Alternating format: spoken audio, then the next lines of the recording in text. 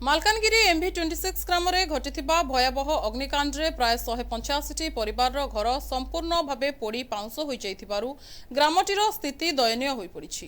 रातिरे लागिथिबा एही निया शीघ्र गोटिए घरु अन्य एक घरकु प्रसारित होइथिला। फलरे ग्रामवासींको समस्त चेष्टा सत्वे नियाकु नियंत्रण करिबारे कष्टसाध्य होई पड़िथिला।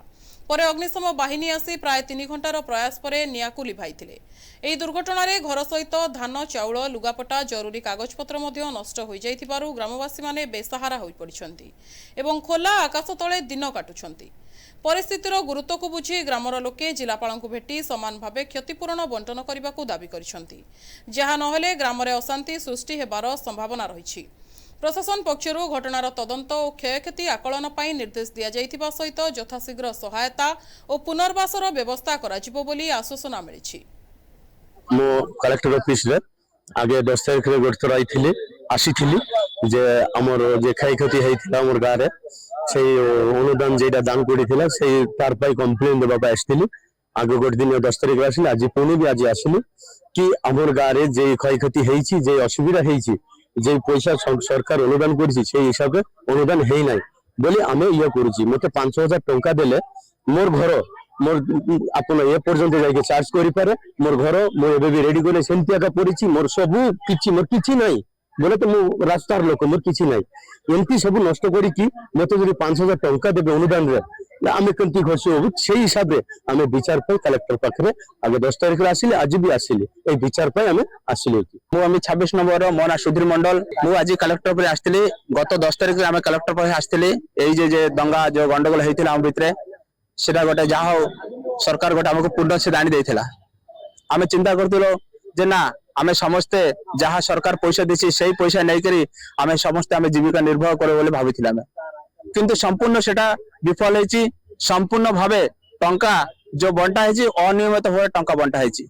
जेमिति आम गोटे गाँ रे गोटे लोक से लोक 12.5 लाख टका पाइछि जाकि तार घर रे गोटे टीनो पर्यंत होली नै से लोकटा 12.5 लाख टका पाइछि।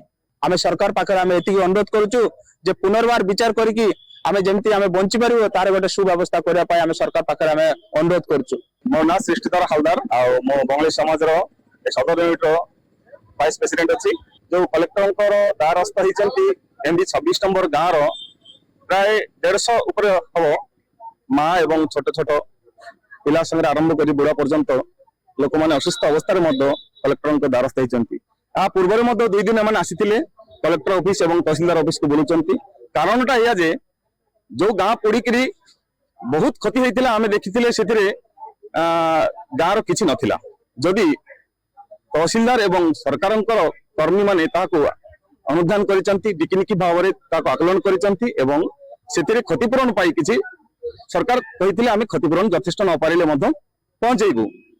गाँववासी क्षति होता प्राय पाखापाखि 21 कोटी ऊर्ध्वे से सरकार सेकेंड फेज रे 4 कोटी टंका देवाई प्रतिश्रुति देते। प्रथम फेज रे मात्र कोटी टंका भितर थिला ताको आउ थरे गाँ लोकंकर दुख बुझिबा पई ताको 4 कोटी कले जदि 4 कोटी करा हला सेही 4 कोटी टंका ही दिया जाऊ एहा रहिबो हमनकर आवेदन सरकार को निकट रे। नमस्कार मु सुषमा हलदार MV 26 नंबर रु आछि।